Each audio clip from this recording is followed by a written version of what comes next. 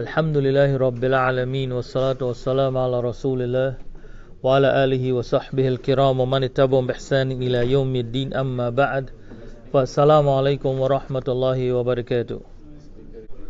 A'udhu billahi minash shaitanir rajim. Bismillahir rahmanir rahim. Alhamdulillahi Rabbil Alameen Wassalatu wassalamu ala Rasulillah Wa ala alihi wa sahbihi al-kiram Wa man ittaba'ahum bi ihsanin ila yawmiddin amma ba'd. Assalamu alaikum wa rahmatullahi wa barakatuh. I pray that Allah subhanahu wa ta'ala find it in His infinite mercy to always be merciful on us, on our families, and bless us with goodness in this world and in the akhirah. And insha'Allah ta'ala always find it appropriate to grant us all places in Jannatul Firdaus. Tonight, insha'Allah ta'ala, in the few minutes that I have, I will first remind myself, then you, of something of Allah's deen, with the hope that it would help with Allah's guidance and mercy, get us all closer to Allah subhanahu wa ta'ala. Normally at this time of the year, at the very beginning, people tend to find themselves in positions trying to decide what they want for the rest of the year.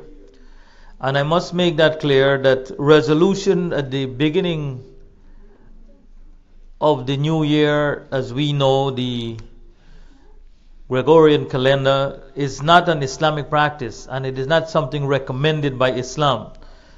But for some reason Muslims find themselves in this situation because maybe it's something they're accustomed to or something they observe. And always in the absence of true knowledge, ignorance occupy the mind.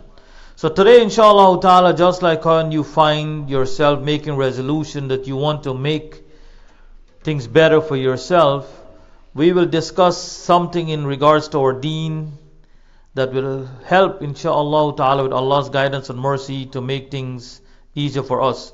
Allah subhanahu wa ta'ala says in Surah Al-Ali Imran chapter 3, verse 144, A'udhu billahi minash shaitanir rajim, wa ma kana Muhammadun illa rasulun qad khalat min qablihi rusul, afa imata aw qutila anqalabtum ala aqabikum, wa man yanqalibu ala aqibaihi falan yadurru Allaha shay'a. Allah subhanahu wa ta'ala says that Muhammad was nothing but a messenger sent to us. So if something is to wrong with him, we will turn our world upside down. وَمَنْ يَنْقَلِبُ عَلَىٰ عَقِبَيْهِ, and whoever does that, فَلَنْ يَضُرُّ اللَّهَ شَيْئًا, then there is no harm with Allah subhanahu wa ta'ala. So from this we learn, because this ayah was revealed in regards to the Muslims in the battle of Uhud. So if we are to choose this path and exercise this option, well then we are the losers. If we always make an excuse in regards to Muhammad, we always try to find a different alternative to what Muhammad have, then our situation would always be in dire need of guidance. And when the Muslims were involved in the battle of Uhud, it was sounded that the Prophet ﷺ was killed, and they say Shaitan was the one who made that announcement.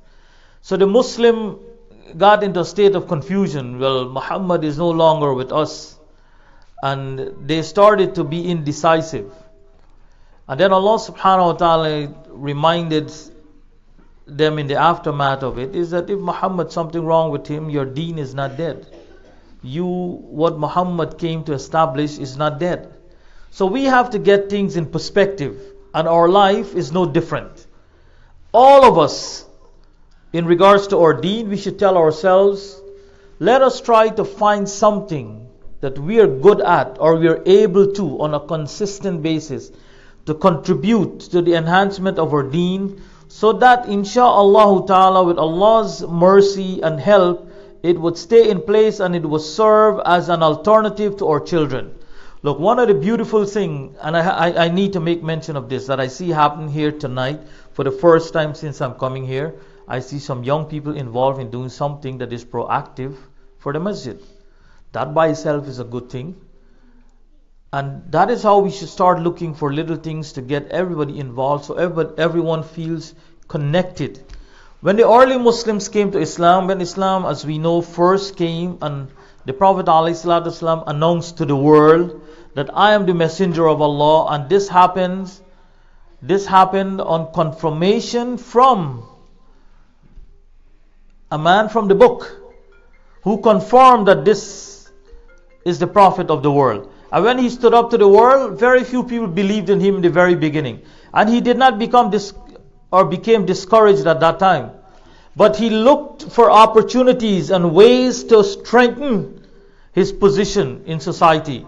Although the entire world was against him, he did not say, well, this is a time to close up shop, get back home, and I have a comfortable life. My wife is very respected and recognized in the community. She is a wealthy merchant, and by default, I fall into the same category. The society respects me, and I'm living a very comfortable life. So why should I disrupt everything in my existence now because I want to promote Allah's deen? But no, the Prophet ﷺ on the flip side, because there is good in this for humanity, I need to be more exposed to it. So he continued on that process, and he tried with whatever he had. So in the beginning, he talked to his family, he talked to his friend, he talked to his neighbor, he talked to others, and then one by one, and it happened one by one, not a multitude. One by one, people became interested. Everyone who became interested, they came with a notion, what can we do, or what can I do, Ya Rasulullah sallallahu alaihi wasallam, to help your cause? I haven't read anything, and I'm pretty sure maybe there is something, but if you know, you can let us know, and we're all here to learn. I haven't read of one instance where a Sahaba accepted the Prophet ﷺ as a proof of Allah's existence and decided to follow him, came to this deen to get favors or to earn something from the deen. All of them were eager when they came to the deen to find out what they can do to contribute to make it a better process and to make it more a living example for the world to see. Can you imagine? You can count people on your fingers. The Prophet ﷺ, his wife, his friend, his cousins, his slave. These were the people he had. And he did not become discouraged at that time. So why should we? When we are such a large number. All of us, if we try to look for what we can contribute to our masjid, what we can contribute to our community, it would be an impression to the rest of the world. Just like how I am impressed tonight, I come here, I see something new. And I'm pretty sure that is done in the name of progress and benefit. The same thing we have to do with every aspect of our lives. And all of us should tell ourselves, regardless if we are a professional or not, what can I do to help my deen? What can I contribute to make it a more livable example? Money is not all. Many people think that they contribute their money and that is it.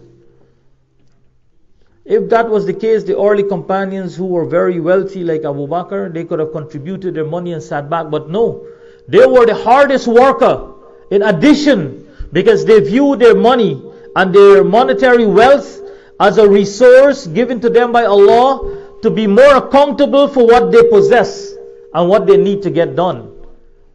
So they work harder with what they had. Those who knew how to read and write, were literate, were very few. They did not sit back and say, we are the privileged few here. We know how to read and write. And this is a Department of Labor. We can read and write, so our job is different from those who can't. So you who can't read and write, and you are the slaves of the people who converted, your job is this, and our job is this. No, that was not the nature of the society that they built. Everyone, even so that people did not know the difference between them. People did not even know who were contributing to their well-being. That was how they built this society. No names, known names. No N-O and K-N-O-W. Right? No unknown names contributed in the same way. And everyone was vying for the same thing, the mercy of Allah subhanahu wa ta'ala. All of them came with this expectation that I want to contribute something to this deen, so much so that it must be an example for others to follow. So that when people see me, they must say that, you know what, I am a Muslim. And regardless of my circumstances, and regardless of my condition, and regardless of my position, this is what I was able to do. An example of this, Bilal ibn Rabah radiallahu ta'ala anhu, when he accepted this deen very early, and he is considered to be from among the foremost companions of the Prophet ﷺ, because he accepted deen very early, right, on hearing about the Prophet ﷺ. He was persecuted, he was punished, and he sacrificed a lot of things for this deen. He was willing to give his life up very early until he was freed. And when he became freed, he did not operate like a freed slave or a privileged slave. He became very close to the Prophet ﷺ, so much so from a black slave, he became the first caller of the Prophet ﷺ to call people to prayer. The Prophet ﷺ said, Miftahul Jannah as-Salah. And he was endowed with the responsibility to call people to prayers. Very simple. Nothing fancy. All it requires your presence, give the azan and pray. But he did that consistently. That was his contribution. He didn't make excuses. He didn't say, well, today I'm late, or you know what, I am the muezzin of the Prophet ﷺ, and no one can do this and no one can do that. Someone is to tell him something, well, forget, take your job. Like how people behave towards the affairs of the masjid today. From the time you were to tell someone something in regards to the masjid, brother, that is not appropriate in the masjid. That is not appropriate for the masjid. Well, who are you to tell me this? They get upset and they leave. The companions did not operate like that. People insulted them. People did things to them. And they did not say that, you know what, I will relinquish my position. Bilal became so integrated with the position that when the Prophet ﷺ died, he said, I'm not going to call the azan anymore. Not that he don't want to, but that is an indication of his connection with this.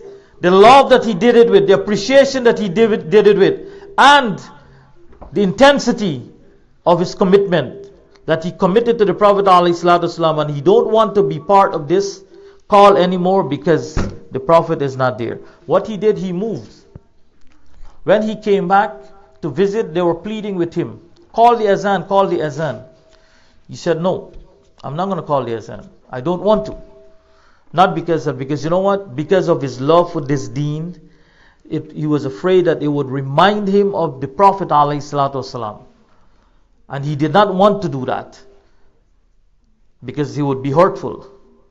So with the death of the Prophet ﷺ, he said, I don't want to be in this. But he relinquished once. And when he called the azan on that occasion, the entire city cried. Why? This black slave from a position of nowhere came and was reminding the entire world of the days of the Prophet ﷺ. So you see that connection, that is how we have to view our connection with this deen. That even in our absence, people must live with the recognition that that man, although he had nothing, he did one of the greatest things for us. All of us have the ability to do that. Only if we want to. All of us. You think this masjid here, if there's garbage in this masjid, and you come every day and pick up the paper, don't you think people would recognize you afterwards? If you come here early and you vacuum this masjid, don't you think people would talk about you, even after your death? Well, Mr. Chevy used to come here every Friday and vacuum this masjid. Look, he's not here and it's not vacuumed anymore. Find ways to contribute to the enhancement of your community. Don't make excuses. We have children. Bring your children here. Pick up garbage with them. Let them see you're doing it and they would follow you to do it. Who they're serving? Muslims. There's nothing more honorable than to serve Muslims.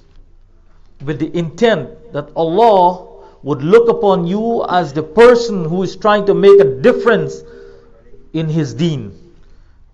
You're not doing it to show the public, but you're doing it with the intent that the Muslims would see and the Muslims would benefit from this, because it would be a servant of Allah who come in to use this.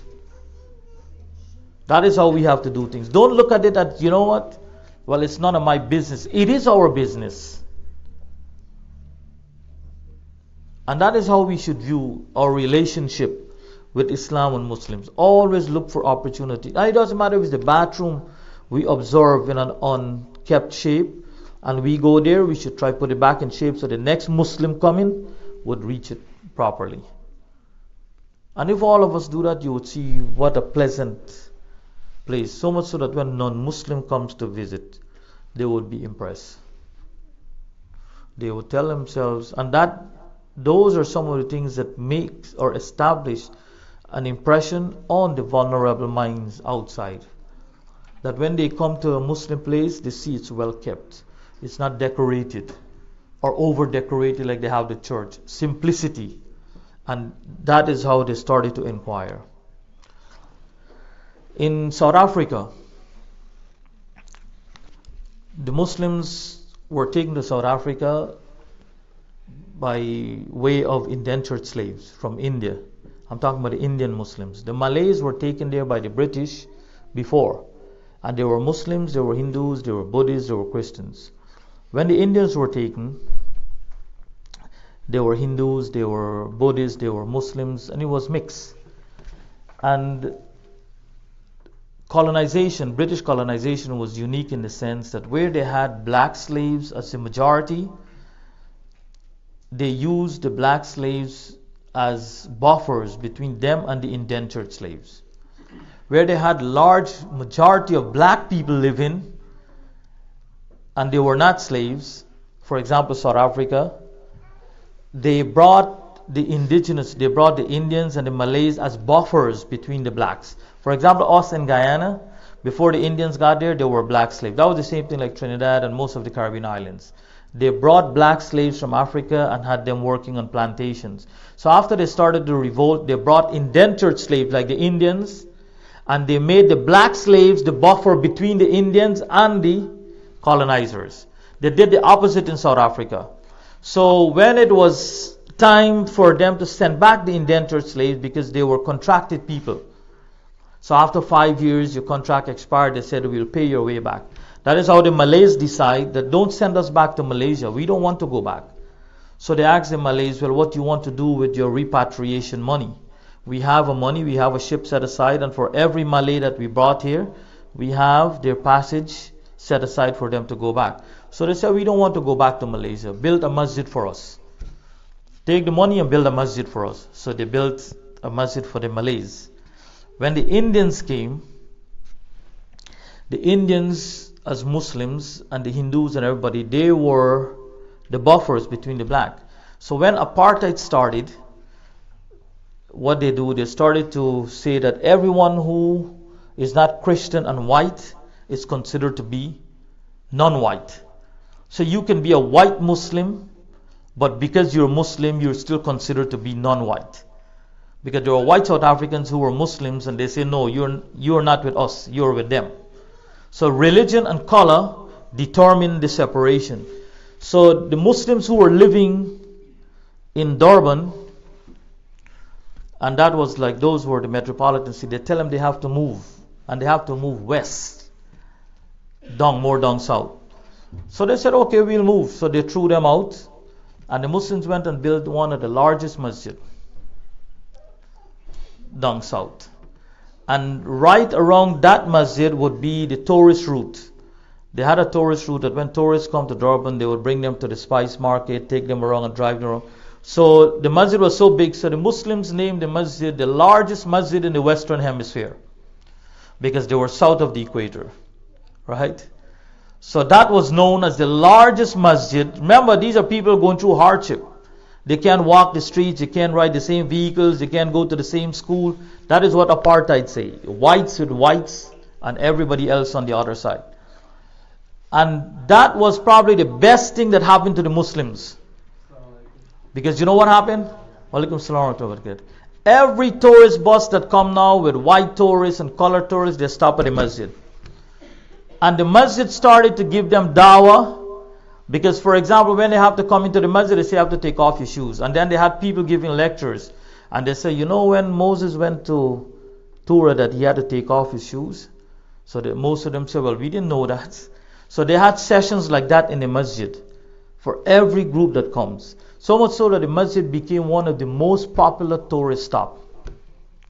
So they turned something that was negative into a great positive. So the Muslims became prominent in that area because of that. They didn't sit back and sulk and say, well, you know what, we're thrown out and people are discriminating against us and people don't want us here. They turned that negative into one of the biggest positives, because if they were still in the city, they wouldn't have gotten that exposure.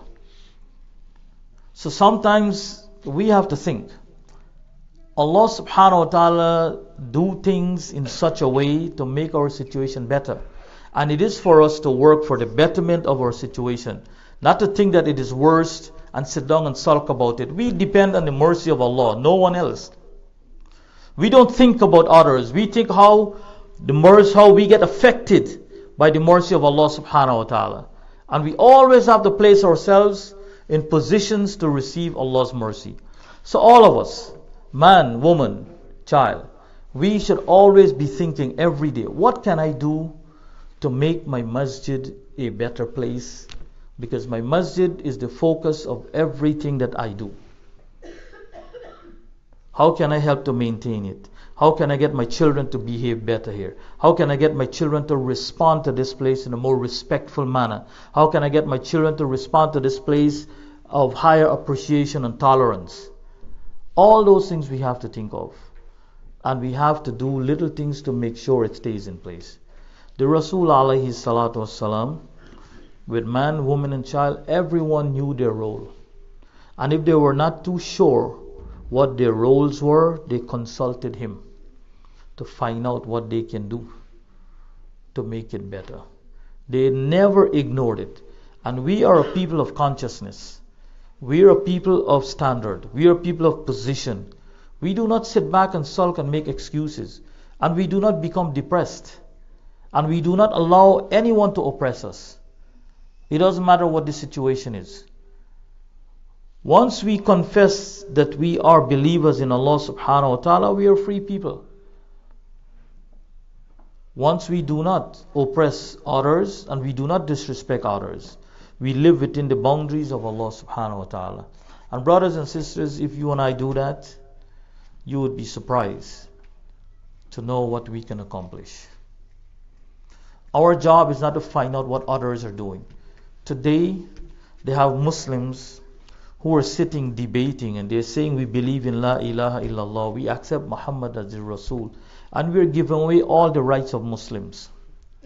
One example I was giving the brothers while we were coming on here. If the Muslim leaders of the world did not agree with Donald Trump to make Jerusalem the capital of the world, or they were not his sources of motivation or encouragement from behind the scene, they surely are with him, because none of them said anything after.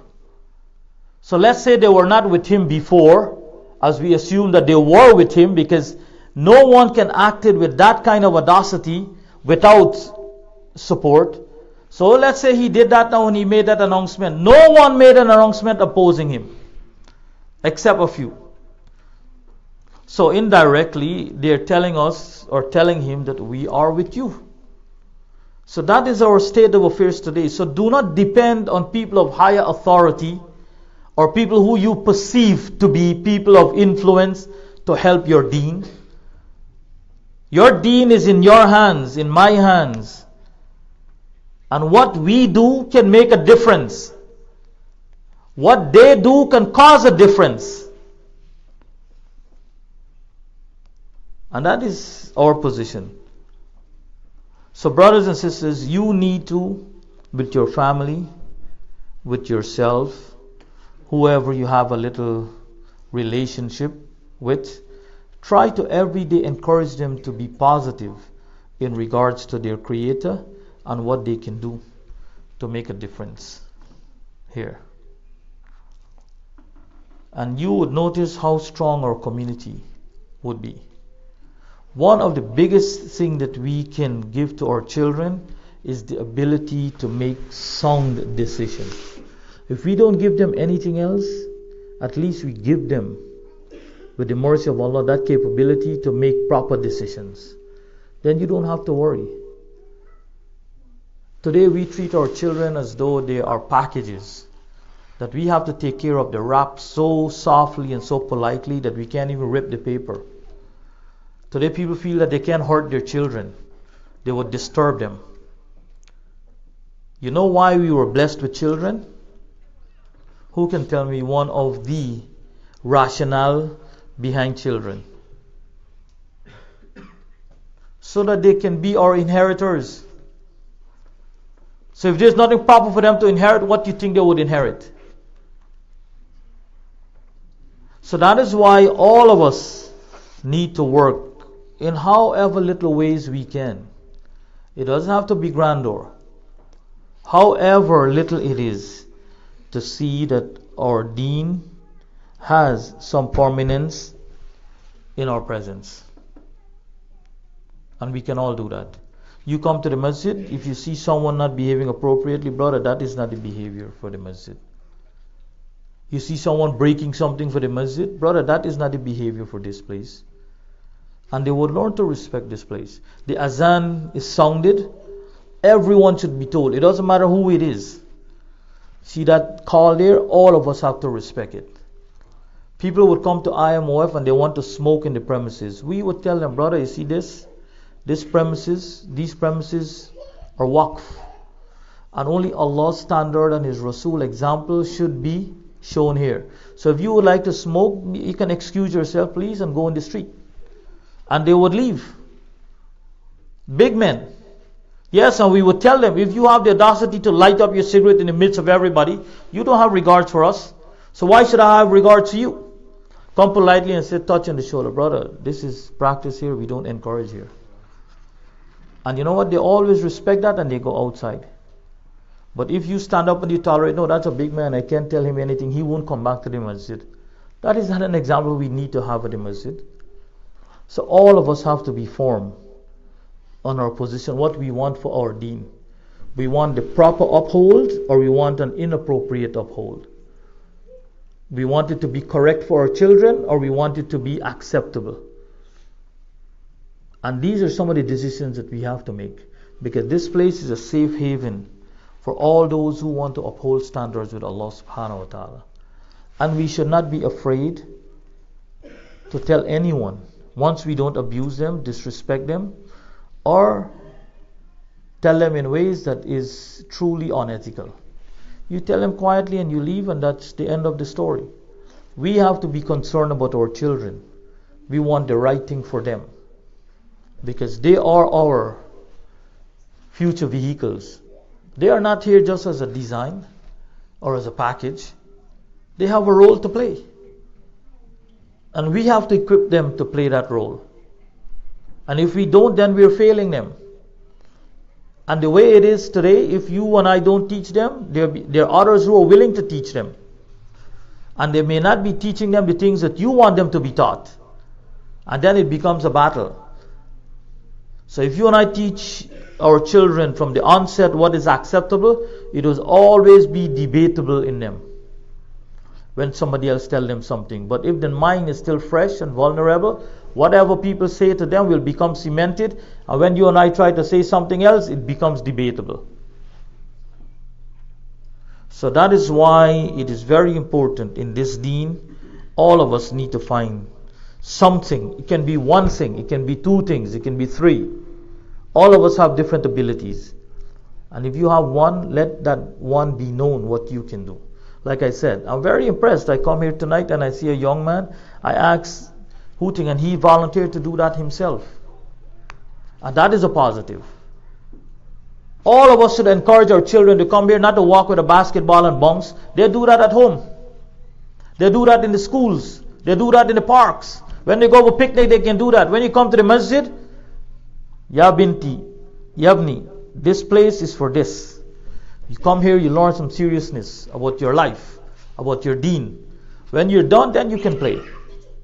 There's nothing wrong with that. And in closing, I'll give you a story. You see the war in Afghanistan that is still happening in the year 2018. When it started way back in 1975, you know how it started? How many of you know the history of that war with the Russian invasion of Afghanistan that caused the Muslims, one of the virgin society, Afghanistan, Muslim society, cost the Muslims hundreds of thousands of lives, money, and still a disruptive situation today. You know how that started?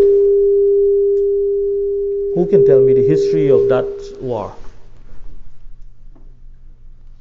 Way back when the communists came, they were giving scholarships to socialist countries, people who were practicing the ideology of Stalin and Lenin.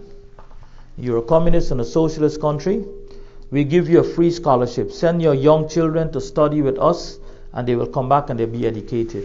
So everybody wants their children to be educated. Forget about what Allah and His Rasul say.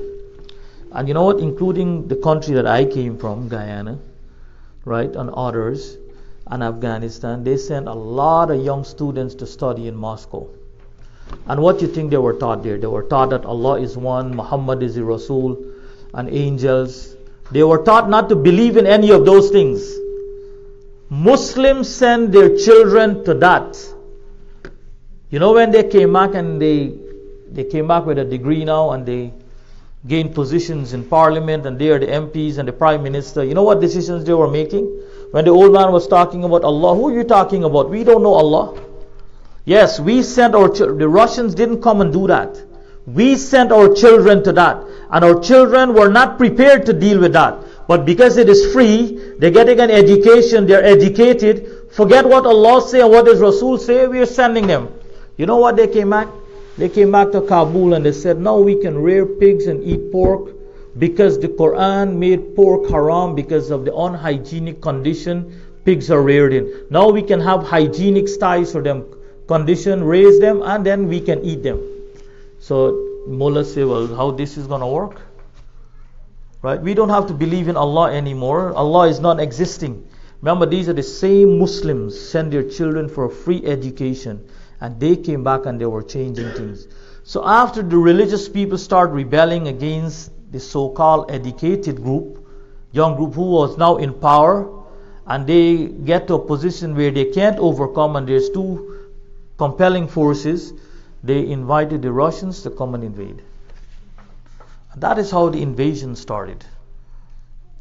Right? So when you are not conscious of what you have in your hands, it can quickly become one of the greatest disservice to you.